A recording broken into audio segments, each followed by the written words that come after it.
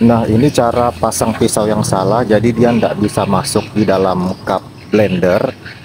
Kemudian ini cara pasang pisau yang benar, dia bisa masuk di dalam cup dan bisa diputar.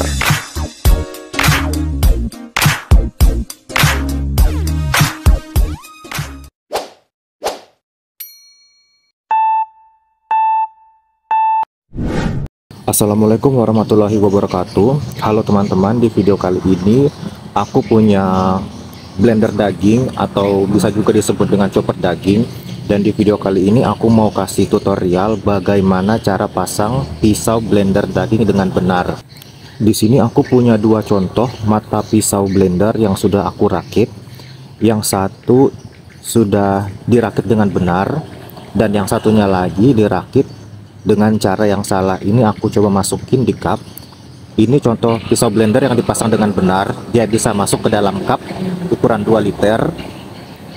Sedangkan pisau yang dirakit dengan cara yang salah, dia tidak bisa masuk ke dalam cup 2 liter, jadi dia tidak muat.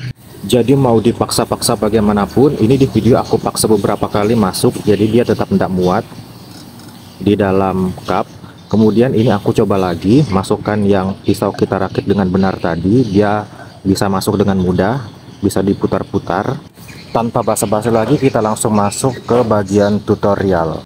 Pertama-tama ambil tulang pisau untuk merakit kerangka pisaunya. Biasanya dari bahan plastik warna putih. Semua blender daging biasanya bentuknya dan warnanya itu kurang lebih sama aja. Kemudian posisi pisau jangan menghadap ke atas seperti ini. Ini contoh memasang pisau blender yang salah. Jadi posisi ujung pisaunya itu mengarah ke atas. Jadi jangan sampai posisi ujung pisaunya itu mengarah ke atas, melainkan dibalik seperti ini. Posisi ujung pisaunya itu harus menghadap ke bawah. Kalau ke atas seperti ini salah. Jadi posisi yang benar itu ujung pisaunya mengarah ke bawah, mengarah ke kita yang sedang merakit. Setelah itu kita masukkan aja baut. Kita kencangkan dengan obeng, itu sudah ada lubangnya memang. Satu mata pisau itu harus dikencangkan dengan 2 buah baut. Untuk blender daging ukuran 2 liter dan yang dari bahan stainless. Baut di mata pisau harus dipasang dengan benar-benar kencang, karena ini nanti pisaunya dipakai untuk menggiling daging, jadi kecepatan mutarnya itu sangat kencang. Jadi kalau kalian asal pasang aja bautnya tidak benar-benar kencang, jadi takutnya pisaunya bisa terlepas dan ikut tergiling hancur di dalam adonan. Setelah dipastikan benar-benar kencang baut yang menempel di kerangka pisau dengan di mata pisaunya, kita ambil lagi mata pisaunya dan kita lakukan pemasangan seperti yang di awal tadi. Jadi ujung mata pisaunya itu harus selalu berada di mengarah ke kita yang memasang, tidak boleh mengarah ke sebaliknya, yaitu mengarah ke atas.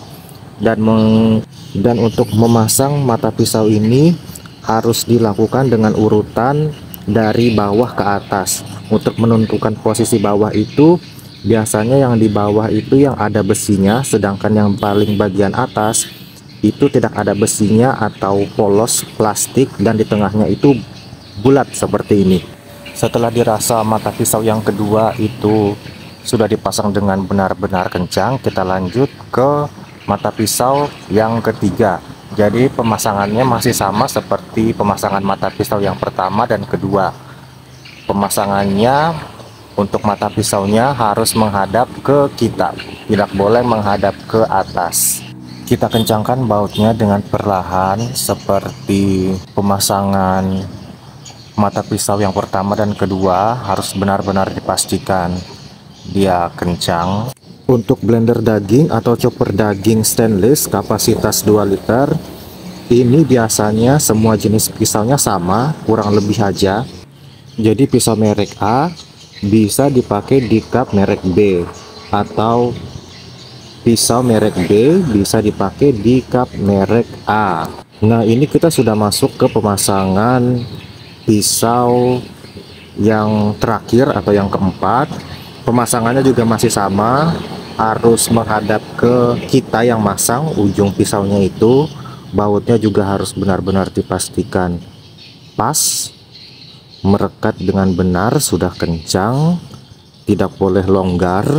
Aku sampaikan sekali lagi bahwa pemasangan baut tidak boleh longgar, karena jika longgar ditakutkan pada saat menggiling adonan nanti pisaunya bisa terlepas dan ikut hancur di dalam adonan. Nah, ini pisau chopper daging yang sudah kita sama-sama rakit tadi, ini sudah selesai. Aku masukkan ke dalam cup, aku tutup dan aku taruh mesin chopper di atasnya. Ini sudah selesai, tinggal kalian cucuk aja, tinggal kasih adonan, tinggal dipencet di blender. Jadi cukup mudah ya kan cara memasang pisau blender.